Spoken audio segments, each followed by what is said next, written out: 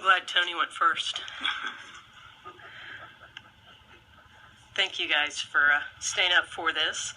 My name is Kelly Brown. As you mentioned, I'm the editor of the Bryan College Station Eagle newspaper. So yes, we do cover Aggieland, so don't hold that against us. And I am speaking respectfully against House Bill 2633. On behalf of the newspaper, on behalf of the Texas Press Association, the Freedom of Information Foundation of Texas, as well as the Texas Associated Press managing editors. Just to comment about the barratry, it's not a loophole because there's already laws on the books that you guys have taken care of that, right? That make it a crime. And, I'm just, since that was the last thing that was mentioned. Let me answer that question. Also, first, let me start off by saying my directness right now is not, and please don't take it as anything other than it's a late hour, Sure. And I'm just trying to get us through this quickly and get the information out. Too, yeah. So I'm not trying to be rude with my directness. I'm just trying to get the information out quickly so we can move forward. It's not a loophole in the law, as in the enforcement of law. It's a loophole in that we're trying to keep the information out of the hands of case runners, and this is a loophole that allows them to get the information when they were intended not to have access to it. That's where the loophole is. Right, and I'm not a lawyer, obviously, but maybe looking at stiffer penalties might detour them more or better regulation of that. But again, I'm not a case runner or a lawyer, so I jotted down a few notes here, and I'm skipping a lot because, as you said, everybody's nerves are pretty worn right now.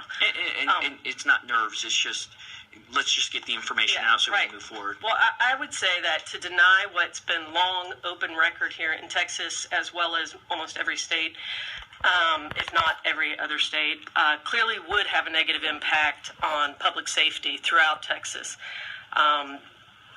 By the way, journalists aren't the only ones who believe that these reports should be left open. Go talk to the Texas Transportation Institute, talk to TxDOT, talk to AgriLife. A lot of these people we deal with, there are sources, and they tell us that they learn about the details of a wreck, say a car seat wasn't used. AgriLife is the organization that looks at those details to find out how they can be more safely used throughout Texas. So they're using the resources of the newspaper to keep up with that kind of data and that kind of information. So Ms. Hernandez amended her bill to allow you to have certain information on the report. Would you change your position to support? Well, I mean, we have to discuss what information that is, but I think name is important, and here's why. I know you're saying I'm a private citizen, and I shouldn't. Why would my name be out there? To be honest, if the wreck wasn't, nobody was killed, nobody was injured, and you weren't the chief of the police driving drunk, then it wouldn't end up in any media. It would just be out there on the blotter.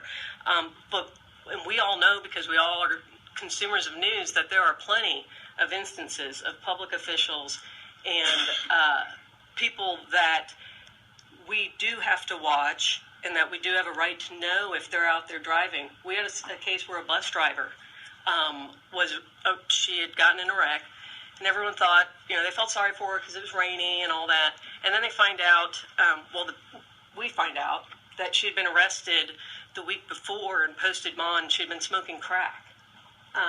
So there's details like that we're not going to be able to get unless we know the name of the person. If I'm the victim of an assault, is my name redacted on the police report that you get? No. So you get my name in that case? Yeah. Okay. We don't print it. I mean, as our general rule, our policy at our paper, unless the incident, there's different levels of when you would print. And for data crunching purposes, because I can understand and I can appreciate you wanting it for data crunching purposes, what if there was a window of time where you didn't have access to it? That way you're protecting the consumer for potential barratry. Well, I think timeliness is important, especially, in the social media world we live in now, too, because you've got people out there, stating that they're reporters, journalists, and they're out there tweeting, I see a lot of that on Twitter, people tweeting Hashtag text sledge. Right, and they're immediately speculating as to what happened. Oh, it was someone who was drunk because they left Chili Fest or whatever. when, they're taking a picture of the car, the license plate is in the picture. We're doing it in a way that follows the law, that follows court documents that can be counted on. An example I did want to mention is Highway 6, if anybody's ever driven on it, through Brazos County. For a long time, they called the south part of Highway 6, the firefighters had a lot of gruesome names for it, but it was, a website was started called highway6kills.com because so many people were dying on the road. The volunteer fire department that had to go to all those car accidents, they had to get counseling because it was literally every other day, several times a week.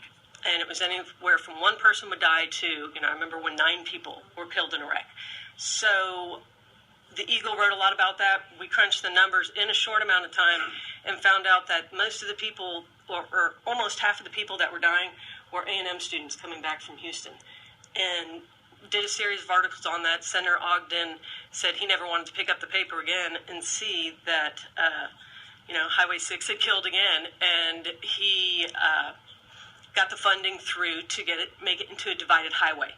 But I believe were it not for the media's attention on that, pointing out the public safety issues, then the public support to pay for that construction project, because otherwise it was a fine highway. It was an undivided highway, though.